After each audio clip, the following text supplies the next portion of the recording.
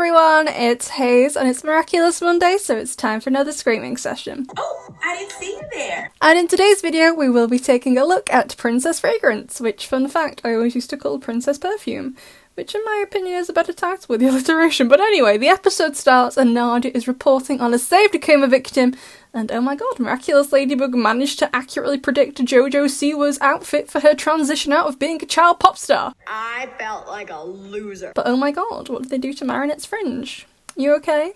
You going through a phase as well? Shall we call Jojo? Maybe Bella Hadid? But oh my god, forget them because Tiki is ill. Tiki, you don't look well. I need you to take me to a doctor. Poor little baby, I love her so much. They're kind of cute, actually. But then Marinette says, But what will I tell him? You're a secret. Marinette, girly pop, you are stood outside a metro station, talking into your purse. Do you think this is a secret? Perhaps, but perhaps not. Back at school, Ivan's having a mental breakdown in science class, but he's doing it with his toes pointed, gotta give him credit for that. And neither Kim nor Max are actually looking at the board. Amazing. It looks like they're looking at the ceiling, to be honest, who knows? So Rose is watching the Prince Ali livestream when Marinette quite literally falls into the classroom. Classy as always. And now Alia knows she's Ladybug. I know she didn't in this episode. I know. This was season 1, well before Gang of Secrets. But from Gang of Secrets onwards, has she not realised that Adrian is absent at the same time as Marinette? Nah, not really. Miss Mendeleev goes to tell Rose off and oh my god, look at her face. How could you shower her? I'd start crying. I couldn't do it. That's why I'd be a terrible teacher. Outside school, Adrian finally arrives, although why he takes this long compared to Marinette is beyond me to make it back. But then Marinette trips over and yeets Tiki across the pavement, but oh my god, Marinette, put your face away. What I just saw was disgusting. Unfortunately for everyone, Chloe picks up Tiki, who looks just as deranged as she did in Dearest Family. So Rose gets akumatized and Marinette arrives at the hotel. And is this man the same model for the doorman in the New York special, or am I just delusional?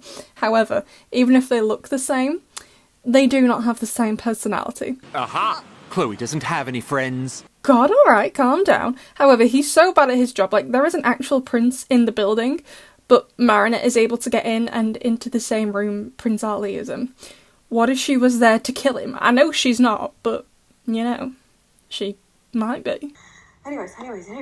Princess Fragrance starts perfuming people. That's not an actual word, I think. And Cat Noir arrives and nearly impales this random man, but then they all get perfumed too during a high-speed car chase. Because this show is for children.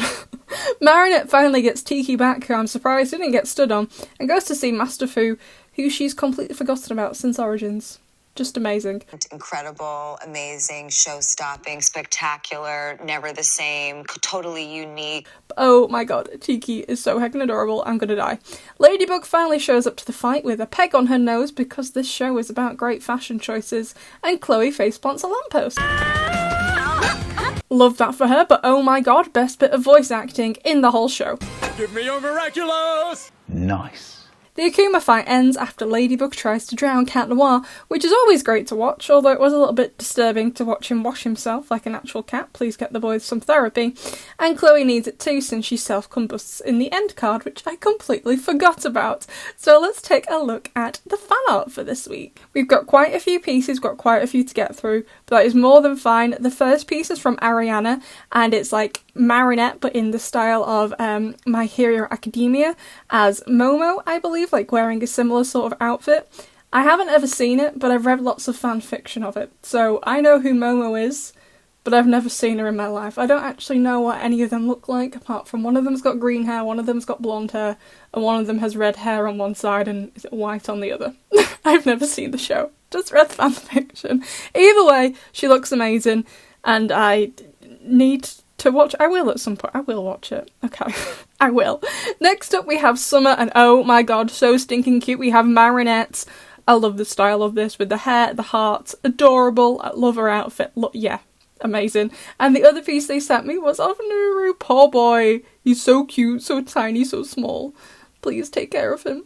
He needs it.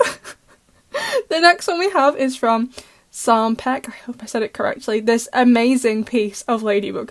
The colours. Yes. Yes. The vision. It's amazing. I love it. Thank you. And then we have from Mega, I hope I said it correctly, we have 2 pieces, one of Marin and Adrian holding hands, wearing their charms around their wrists, and honestly I wish they did this in the show because it'd be a much better use of something they like to ignore. And they also made the main Miraculous in the show, which is just amazing. Then the final 2 pieces of fan art we have are both from Natharts. One of them is of a Claw Noir fusion with Plague and Tiki, and oh my god, he's amazing, with like the green hair on one side, the red on the other, still got the spiky bell. Love it. I love it. I love the characters in the Reverse special. I just wish it had been executed better.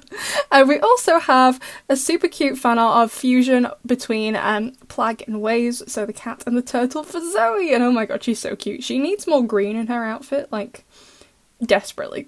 She looks so good in it.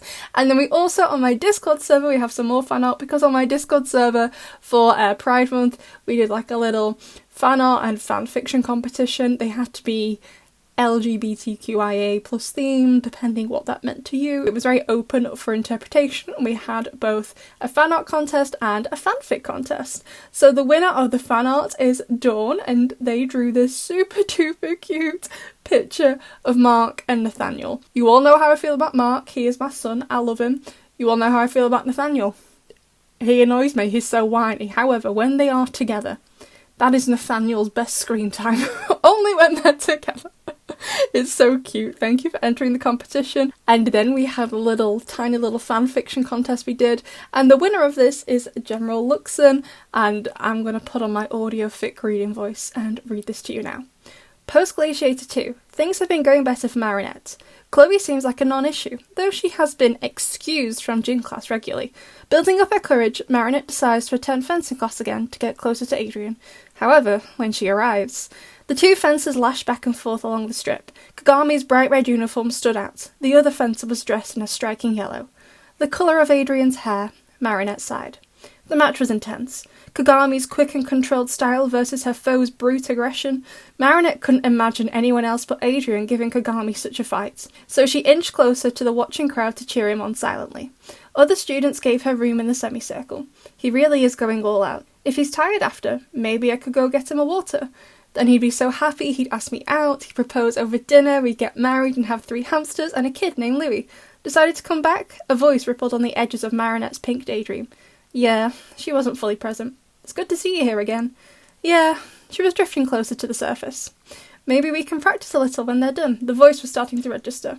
Marinette's head craned around slowly to the person beside her. She recoiled in shock, throwing her hands up and dropping her foil. Adrian! His smile was everything. He stooped to pick up her foil. Hey, Marinette. She lunged for it. They bumped heads, and she backpedaled. Her world was reeling. But you, if out there, here, who? Touché, Mr. D'Argencourt called, bluntly pulling attention away from Marinette. On the strip, Kagami stood over her fallen foe, with her sabre's point to her opponent's chest. Theirs was thrust against her thigh, just shy of a legal strike. Both fencers could be heard gasping from within their helmets. Economy of motion, Kagami withdrew her weapon and reversed its grip, offering her opposite hand to help her opponent up. The other fencer swatted the hand away, but then grabbed Kagami's forearm and pulled themselves up with her aid. D'Argencourt was effusive as he approached, turning to the fencer in yellow. Splendid, magnificent, such progress in such a short amount of time. Control is the only thing you lack. You have chosen your partner well to learn that lesson. Kagami pulled off her helmet. Sweat matted her hair, but only served to enhance her austere beauty. She squared her shoulders under the instructor's praise. Beside Marinette, Adrian noted lyly, and I'll end up with fewer bruises after each lesson. The unanswered question returned. But if you're here, then who? The fencer in yellow pulled off their helmet and shook out a long blonde ponytail. Chloe? And all eyes were on Marinette again. Kagami smiled in greeting while the blonde demon rolled her eyes. Kagami stepped off the strip, turning the spectacle into a more private affair. She pulled off her gloves as she approached. It is good to see you, Marinette. We have not had enough occasions to hang out, as you had suggested. Marinette was still stun-locked. But you? How? Her? Here? Sweating? Chloe smirked. I think she's broken. Sss, Kagami chided, thumping her sabre lightly against Chloe's shin. Adrian supplied, Chloe started fencing with us a few weeks ago. Kagami brought her, and she's really taken to it. Marinette's mind was clearing, but still, she was having a hard time believing. But you hate gym class. Chloe chuffed, then grinned. The games they play are ridiculous, utterly ridiculous. Stabbing people is more my style. To Marinette's surprise, Kagami snorted in mirth. Marinette looked back at her. But why? Kagami's smile returned, triumphant. Because I win, Marinette. Win? Kagami's smile broadened, with a hint of familiar smirk slipping in. You call my manga nonsense. I wish to prove you wrong. Enemies to rivals. Kagami stepped sideways, hooking her arm around Chloe's waist. She added, rivals to lovers. Chloe's head snapped to the side, but there was colour on her cheeks. She looked back at the group and leaned slightly into Kagami's side. I have no idea what she's on about with her books, but I must say, I like the outcome. That was too much. You too? Chloe perked, an idea forming late. She's got a sword. Does this mean I can stab Marinette? Kagami hissed again, but squeezed the other girl. Behave, or I shall be forced to humble you once more on the field. Chloe was already pulling on her helmet again. I love it when you try. Oh my god, so stinking cute. When I started reading it, I thought it was going to be Marinette and Kagami, that she would suddenly, in the moment, fall for Kagami, even though Adrian was there. But I was like, oh my god, a twist. Chloe and Kagami. Loved it. It's not a pairing I've ever read before, or even really seen talked about, I don't think. Like, they don't really interact much. I think they've only really spoken, like, what? Animestro, maybe a couple of other times. They don't really interact, but it was so stinking cute. I absolutely loved it, and thank you everyone for sending all your other entries. I love looking at all the art and reading all of your stories. Thank you so much. There will be a poll up tomorrow, so you can vote for the next screaming session. What was your favourite moment from this episode, besties? I'll see you in the next one.